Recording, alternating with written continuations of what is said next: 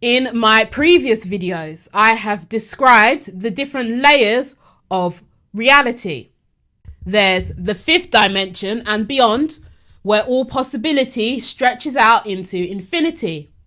Then there's the fourth dimension, the realm of the mind, which can be broken up into the upper astral and the lower astral.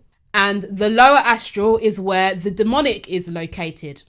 And that dimension crosses over into our human dimension, the third dimension. But what is the third dimension? What is this place? Really? I believe that it is a sophisticated virtual reality dream world. And many scientists have also come to this conclusion.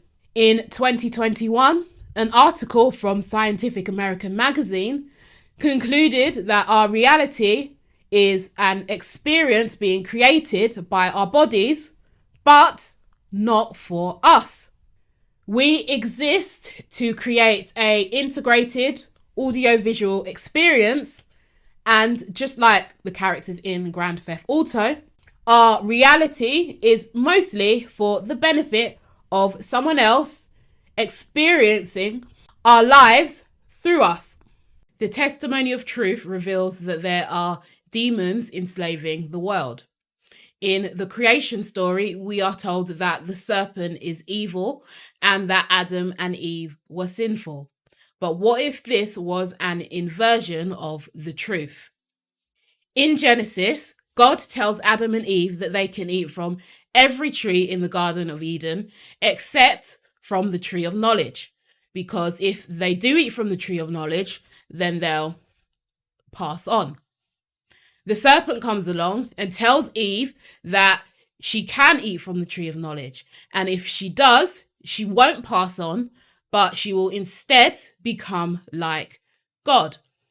So Eve decides to eat from the tree of knowledge and then tells Adam to do the same. God eventually finds out about this, curses the serpent, kicks Adam and Eve out of the Garden of Eden, and condemns their entire bloodline for the crime of acquiring knowledge. The testimony of truth looks at it from a different angle. It suggests that the serpent was trying to help humanity and that the entity in control of the Garden of Eden was masquerading as God. The testimony of truth begins by describing all of the questionable things that this creator being has done. And it also warns us that we should be extremely suspicious of anything that is trying to conceal knowledge. According to the testimony of truth, the being in control of the Garden of Eden is jealous and malicious, and it wants to stop humanity from gaining true enlightenment. It says, "But what sort is this God? First, he maliciously refused Adam from eating of the tree of knowledge. And secondly, he said, 'Adam, where are you?' Does God not have foreknowledge? Would he not know from the beginning? And afterwards he said, 'Let us cast him out of this place, lest he eat from the tree and live forever.' Surely he has shown himself to be a malicious grudger." Think about it.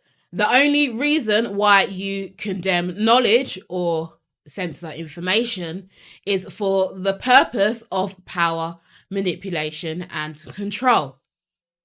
This is why the testimony of truth repeatedly says, "What kind of God is this? And of what sort is this God?" The book is trying to get the reader to wake up to the idea that there are hidden forces controlling the information that we have access to in this world. Just to be clear, these hidden forces are not the one true God.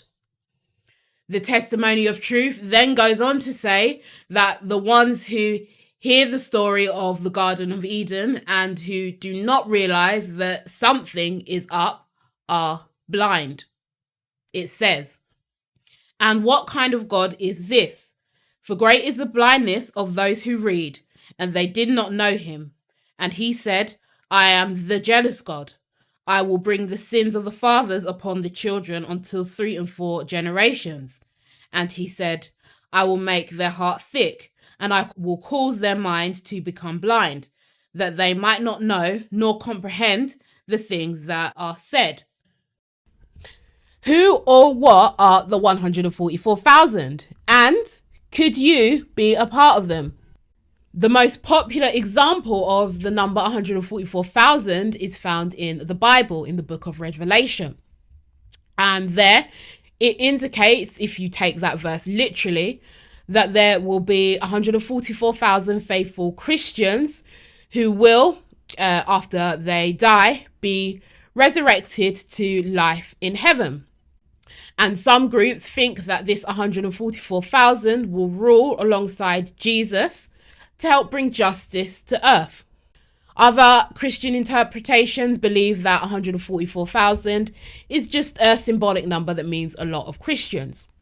Over in the New Age, some see the 144,000 as volunteers who have come down from more advanced worlds to help the earth raise its vibration. The problem with this theory in both the biblical and the New Age examples is that hundreds of thousands, if not millions of people are starting to wake up and reach a state of consciousness that could be considered as being enlightened. With that in mind, the power of 144,000 cannot really be found in the religious or the New Age interpretations, but it can be found in mathematics. In Greek, we have the word theos, which means God. It's where we get the word theology, which is the study of God. There is also something called gematria, which is the Greek word for geometry. So if we connect letters with numbers in English, A would equal 1, B would equal 2, C would equal 3, and so on. In Greek, TH would equal 9, E would equal 5, O would equal 70, and S would equal 60, which gives us the divine sum of 9 plus 5 plus 70 plus 60, which is 144. Similarly, in ancient religions, such as the Babylonian Semites, their name for God was Abram. This is connected to the Hindu god in India. Their god of creation is Brahma. And the word Abram has a gematria of A equals 1, B equals 2, R equals 100, A equals 1 again, and M equals 40, which also gives us the sum of 144. When we look at the circle, which is the shape of life, and we turn it into a decagon, all of the angles inside of the circle are 144 degrees. Each of the 10 triangles which make up the decagon, they're called golden triangles, and they are based on the golden pi ratio, meaning this 144 degree angle is essential to establishing fractals and structures that are based on the divine proportions of nature. If you look at a cross-section of DNA under the microscope, it is also a decagon, so that directly connects us to the rest of the universe. In harmonic maths, the ley lines around the earth reveal the accurate positioning of sacred sites and temples. And it teaches us that the speed of light is 144,000 nautical miles per second.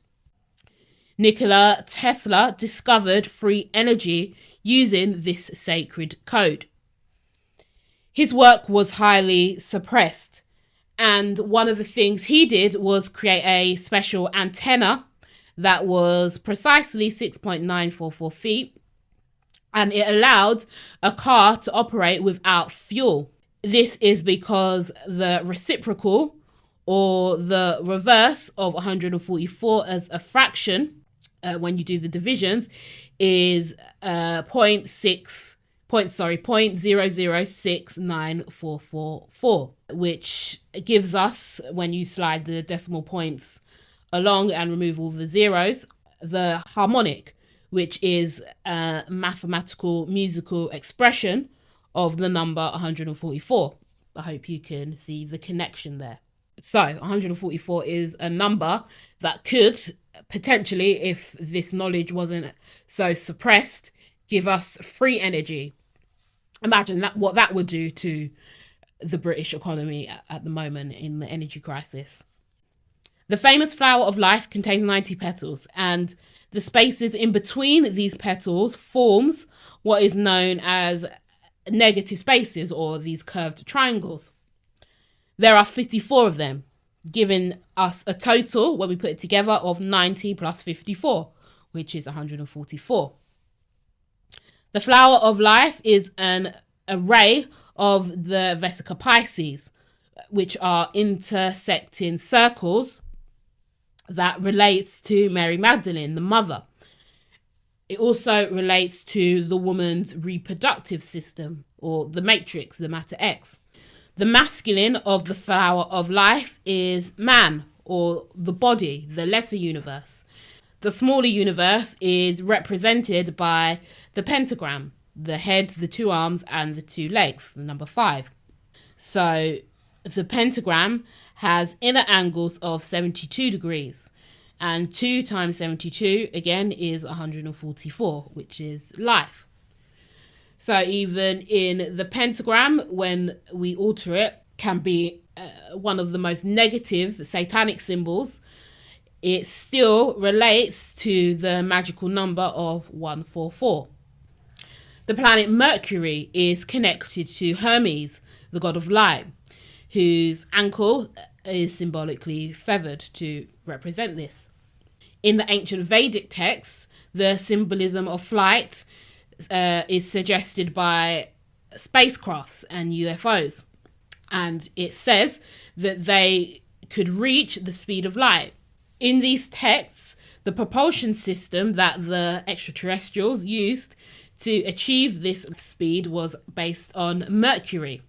Modern physics tells us that the specific gravity of the element of Mercury is 14.4.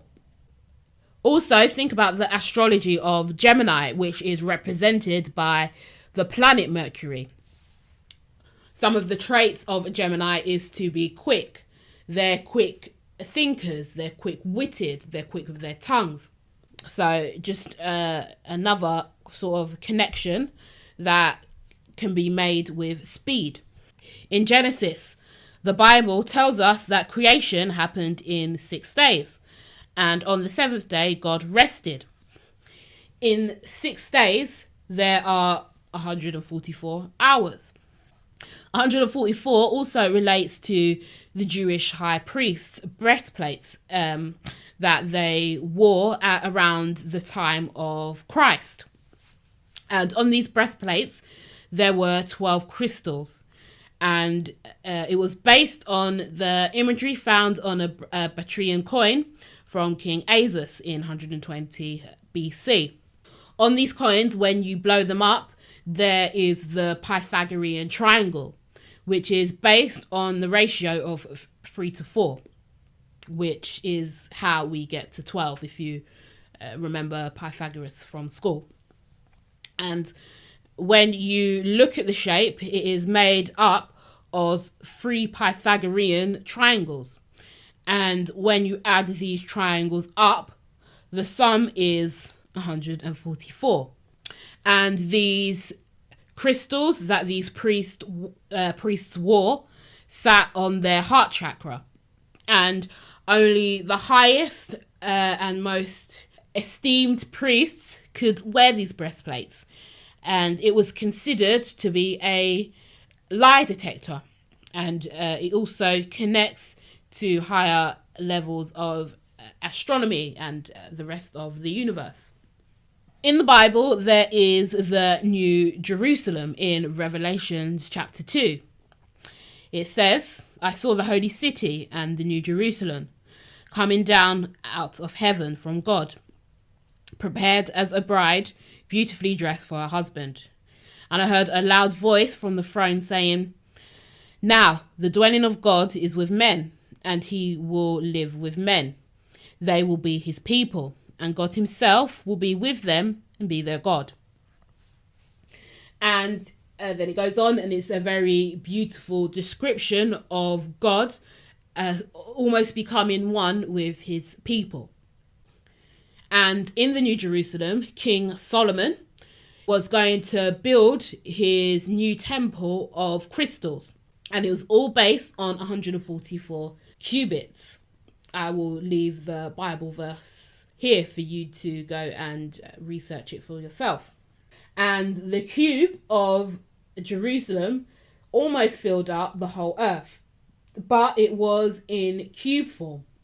So the Bible talks about a celestial city that is based on 144. So as you can see, this number 144 is a reflection that is in all different areas of nature and in the universe. Okay, so here you have your inner world of thoughts, feelings, and your design manifestations. And everything out here is representative of your outer world, which you are likely very familiar with. And the main thing that you need to focus on is where you place your attention and your energy.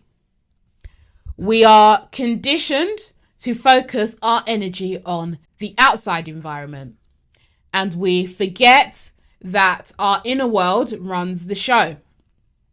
For example, when we get up in the morning, we check our phone, we check TikTok, we check Twitter, we check our emails. Then we worry about our bills. Then we worry about what we see on the morning news. Then, oh my gosh, we're all going to die any minute now. Then we worry about the cost of living crisis. Then we worry about our parents, our kids, and why am I single? What is my ex doing? Then we think about work and, oh my gosh, is the car running? Oh no, it's due for an MOT soon. Then we think about how much we hate our boss, and then that reminds us of our enemies. And then we think about our childhood trauma. Then we think about the government and all of the corruption in the world, and what the celebrities and the politicians and what they've been doing. And all of those things are representations of your energy that all goes to the outside, which means you are typically left with no power to create and manifest for yourself. And I'm willing to bet that you watching this are placing your attention, which is your power, on most, if not all, of these outside things. And then what happens is that your possessions actually start possessing you. All of the things that you think you own actually own you. You have always had the power, but you've just been manipulated to give it away. Notice how the demons can't just come out of hiding and take over. If that was the case, they would have done it a long time ago. They know that God gave us free will. That is universal law that cannot be violated. They also know that they can't contend with the enlightened mind.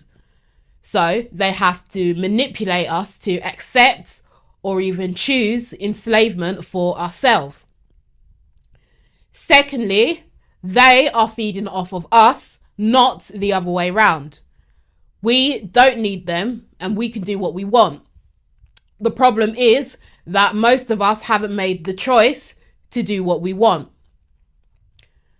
The way out of this matrix is to identify the problem and remove the problem. So, what is the problem?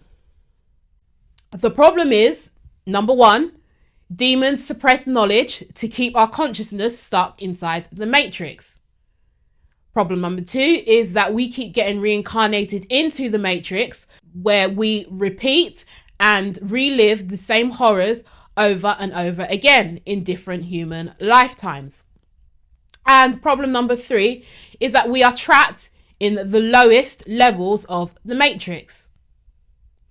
To reverse this, we need to totally change our self-identity. That means, number one, we need to seek knowledge. Seeking knowledge will free our consciousness from the matrix.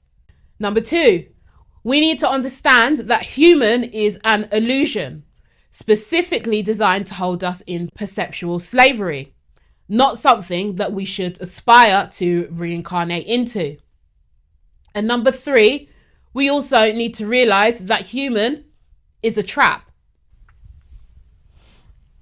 The reincarnation cycle is a cycle in which humans who have left the body believe that they have to keep on returning to the simulation because Earth is a school designed to teach us lessons so that we can evolve into a state of enlightenment to escape the matrix. Okay, well, if this is true, then why can't we remember the lessons that we learned in previous lifetimes? That sounds like a trap to me. A trap that the religions of the East and the New Age have fallen for. You are not your body. You are not even your mind. Both of these things are of the simulation. You are an infinite state of awareness. You are all that is. You are all that has been. And you are all that ever will be, aka God. And when you, God, believe solely in a 5 sense body, or in the reincarnation cycle, or in a Messiah who will come and do all the work for you, you are identifying with the devil's simulation. You are letting the devil keep you trapped. When you are aware of the trap and how it works, and when you self-identify only with the infinite state of awareness that you truly are, your frequency automatically shoots up beyond the vibrational limits of this hell, and you will no longer be trapped. We hear all the time about having a spiritual awakening. But what does having a spiritual awakening really mean? Well, it can mean awakening to the fact that the earth is a virtual reality simulation. It can also mean becoming aware that life doesn't end when the body is deceased, but those are still perceptions that are limited by the matrix.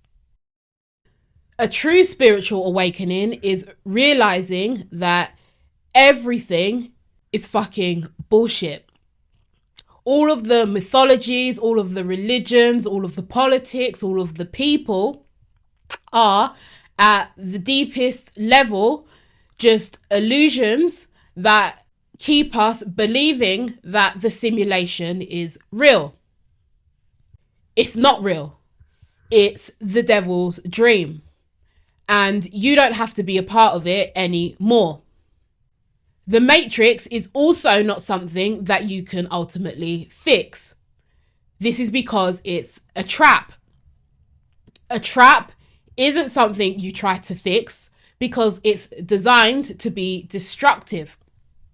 A trap is something that you escape from. And the way to escape from this particular trap is to cease believing in its projection. It is our belief that the illusion is real that keeps us in the feedback loop of believing that the illusion is real. Well, okay, you might say, if this is not real, then why don't we just unalive ourselves? The reason that we don't do that under any circumstance is because to do so, you would have to be in an extremely low vibrational state, the state of hopelessness and depression. And as we've learned, low vibrations feed this place. So if you do unalive yourself, you will find yourself back here again in the same experience that put you in that desperate state, if not worse. So please don't listen to anything I say and think that I'm trying to tell you to give up in any way. quite the opposite. We need to try our best to live a healthy life and have a positive experience while we're here and try to help others. But the focus as you're doing those things should not be to try and fix anything or save the world or save a specific person or anything like that. It's like the Chinese finger thing. The more you pull it, the tighter it gets. The focus should always be on yourself and trying to gain as much knowledge as you can, so that when your last day does come and your consciousness is released from the body, you can make the choice not to reincarnate and not to come back here and go back into the heavens where you belong. So always remember that you are not some powerless person living in a random universe. You have simply been dreaming someone else's dream.